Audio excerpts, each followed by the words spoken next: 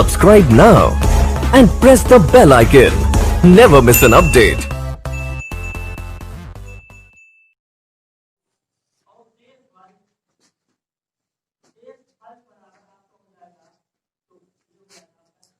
Good morning dear students.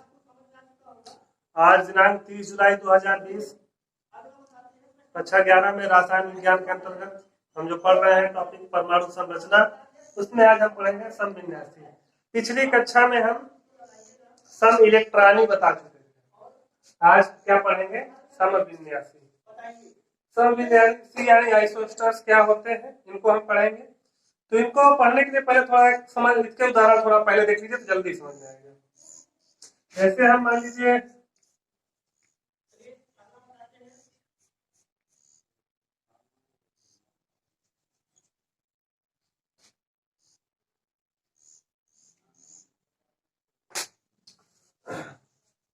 देखिए समविन्यासी क्या होता है। ऐसे अणु या आयन, वे अणु या आयन, ऐसे अणु या आयन जिनमें क्या होती है, परमाणुओं और इलेक्ट्रॉनों की संख्या क्या हो, सेम हो। समझ रहे कि नहीं?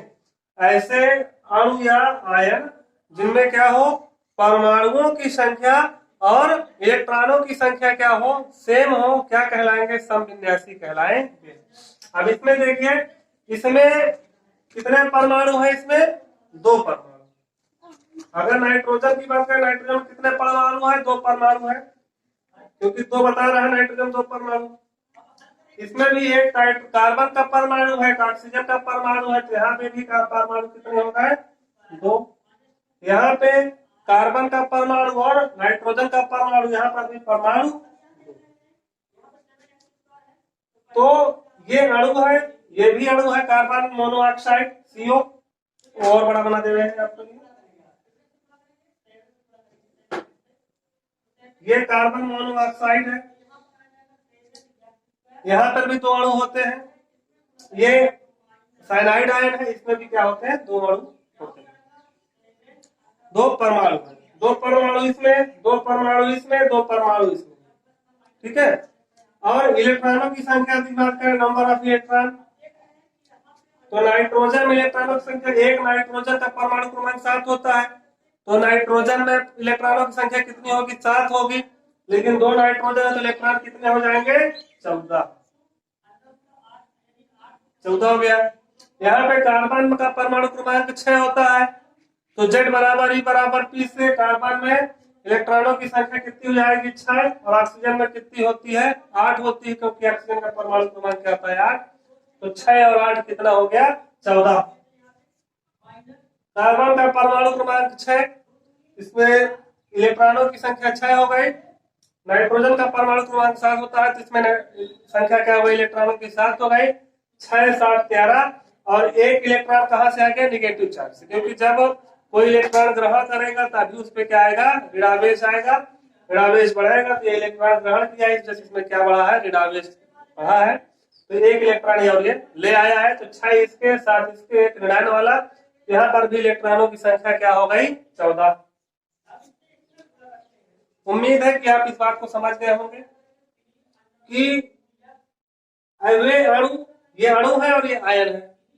तो ऐसे अणु या आयन, अणु भी हो सकते हैं, आयन भी हो सकते हैं, ऐसे अणु या आयन जिनमें क्या हो, परमाणुओं की संख्या क्या हो? सेम। तीनों देखिए परमाणुओं की संख्या कितनी है? सेम। ये परमाणुओं की संख्या की हम बात कर रहे हैं, तो परमाणुओं की संख्या सभी में क्या है? तीनों में सेम है, 2 है।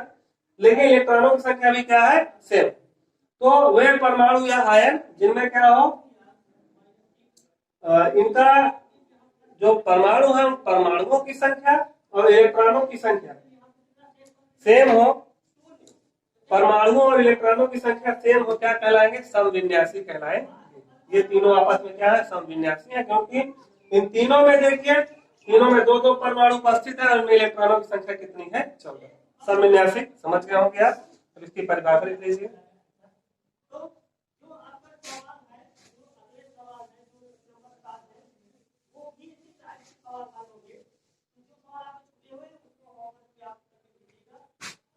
जिन अणुओं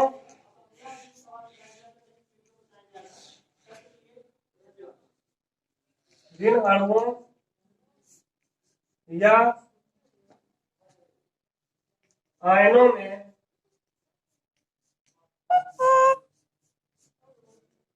जिन अणुओं या आयनों में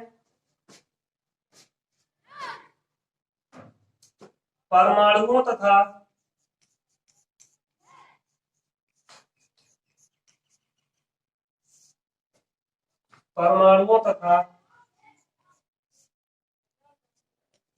इलेक्ट्रॉनों की संख्या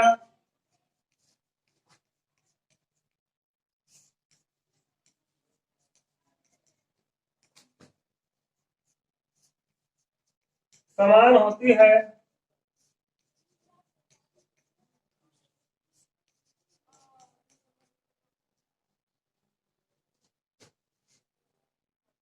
समविन्यासी कहलाते हैं।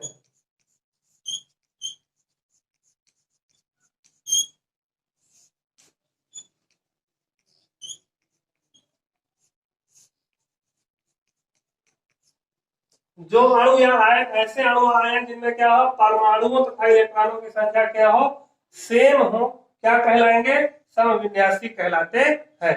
उदाहरण में देखिए,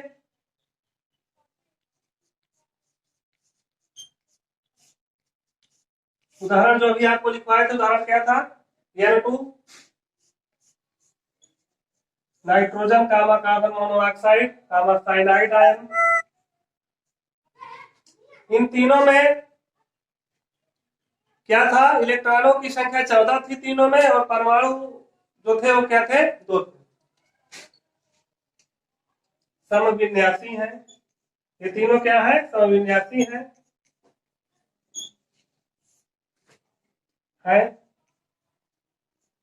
क्योंकि इनमें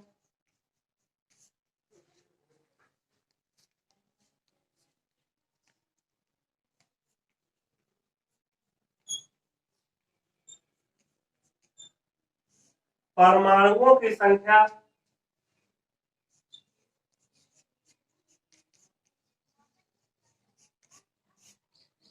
दो तथा इलेक्ट्रॉनों की संख्या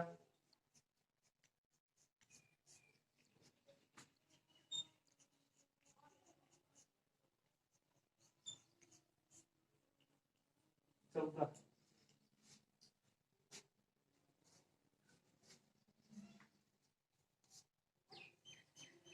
तीनों की बात कर रहे हैं, इन तीनों में परमाणु कितने हैं, 2 है, और इलेक्ट्रॉनों की संख्या क्या है, 14 है।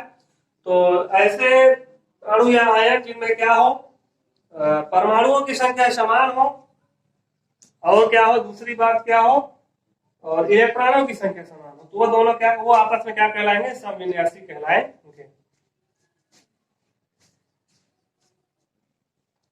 अब देखिए, पहला उदाहरण था, एक और उदाहरण देख लीजिए। एक और उदाहरण में है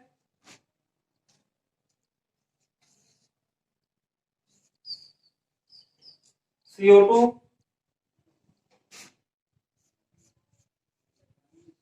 N2O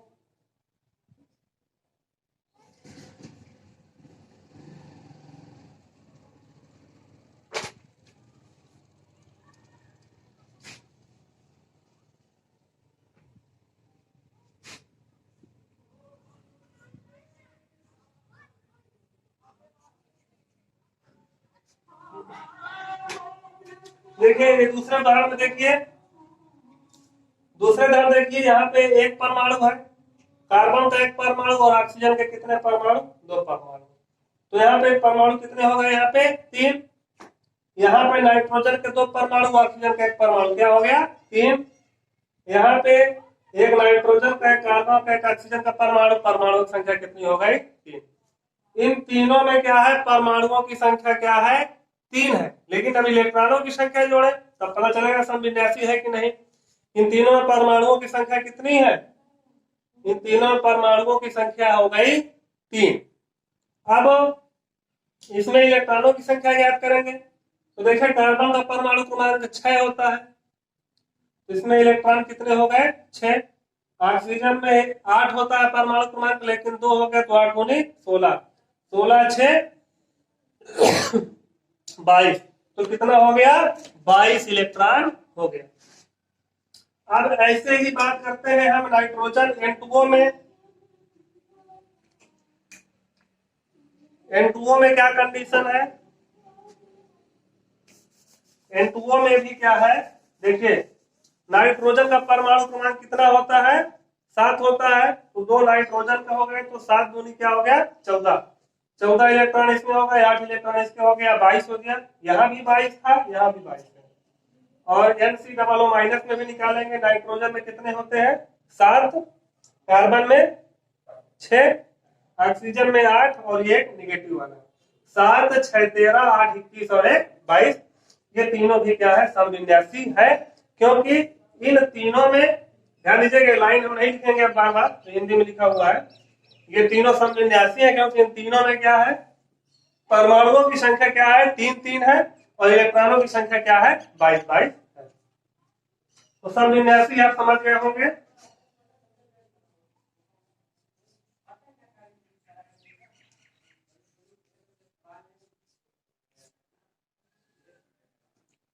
तो समविन्यासी क्या होते हैं? ऐसे अणु हैं जिनमें परमाणुओं और इलेक्ट्रॉनों की संख्या क्या होती है? सेम होती है, समविन्यासी कहलाते हैं। नोट कर लीजिए, इसे लिख लीजिए अच्छे से।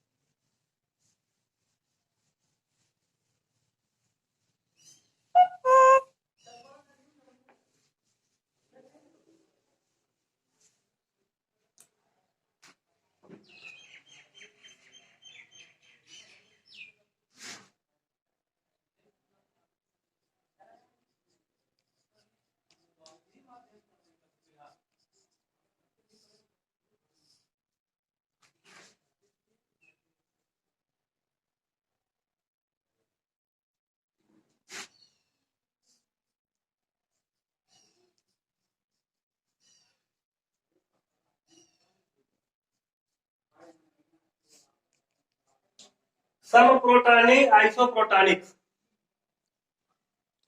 आइसोप्रोटॉनिक्स क्या होता है? समप्रोटॉनी जो होते हैं वो ऐसे एक तत्व के, देखिए सम प्रोटॉन मतलब प्रोटॉनों की संख्या सेम। तो प्रोटॉनों की संख्या सेम किसमें होगी? एक ही तत्वों के, जिसमें जैसे कि एक ही तत्व का जो आयन होगा या जो एक ही तत्व हो, उसमें क्या होगी? प्रोटॉनों की संख्या सेम होगी।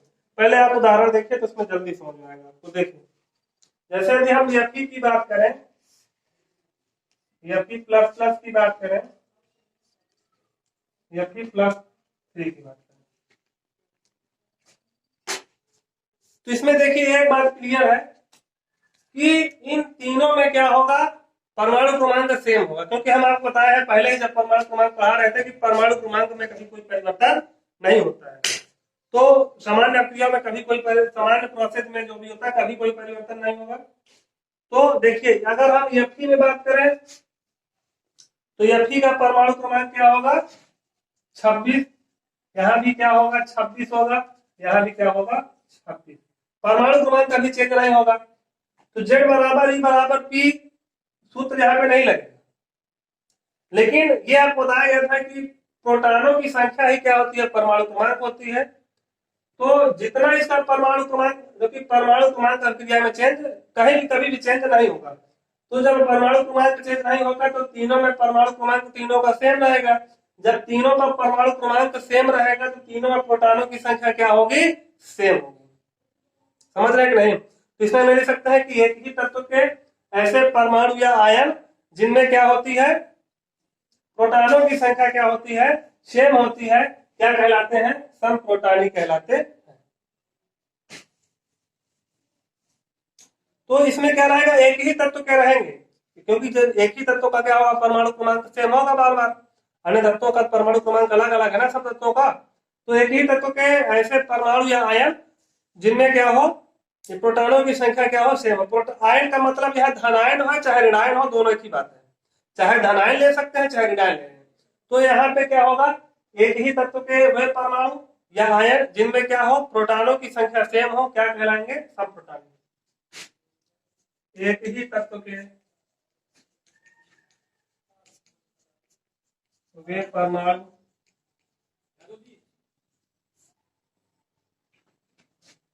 या आयन जिनमें प्रोटॉनों की संख्या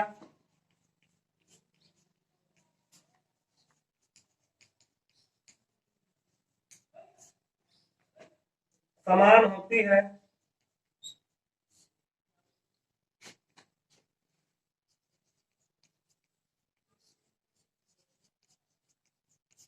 समप्रोटॉनी कहलाते हैं।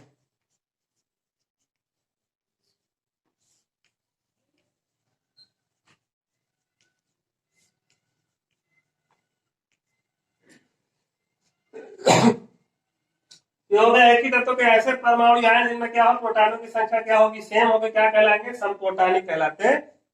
इसके उदाहरण में आप देख लीजिए,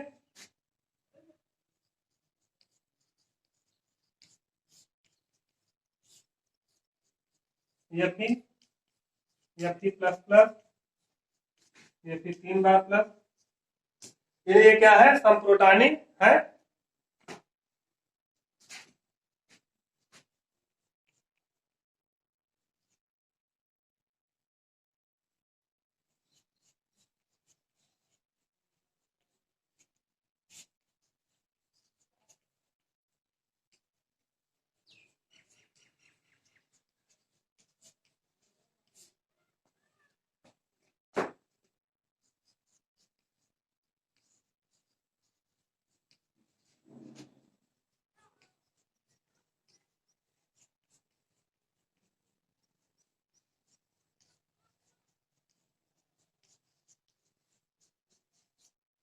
देखिए अब यहाँ पे जिससे ये नहीं याद होगा कि Fe का एटॉमिक नंबर जो होता है, परमाणु क्रमांक होता है 26 होता है, तो उसको समझने में थोड़ी दिक्कत हो रही होगी। Fe का जो आयरन का जो परमाणु क्रमांक होता है वो कितना होता है, 26 होता है। तो ये तो था समप्रोटॉनी। अब अगले वीडियो में हम पढ़ेंगे इलेक्ट्रॉनिक विन्यास। और इलेक्ट्रॉनिक विन्यास किससे होता है, बाउ के नियम से होता है। तो इलेक्ट्रॉनिक विन्यास पहले पढ़ने से पहले हमको एक चीज ध्यान देना होगा। वो क्या ध्यान देना है, जो परमाणु क्रमांक 1 से 30 तक के तत्वों को जो परमाणु क्रमांक लिखवाया गया है, उनके नाम, प्रतीक, परमाणु क्रमांक, ये याद होना चाहिए। तब तक के लिए गुड बाय।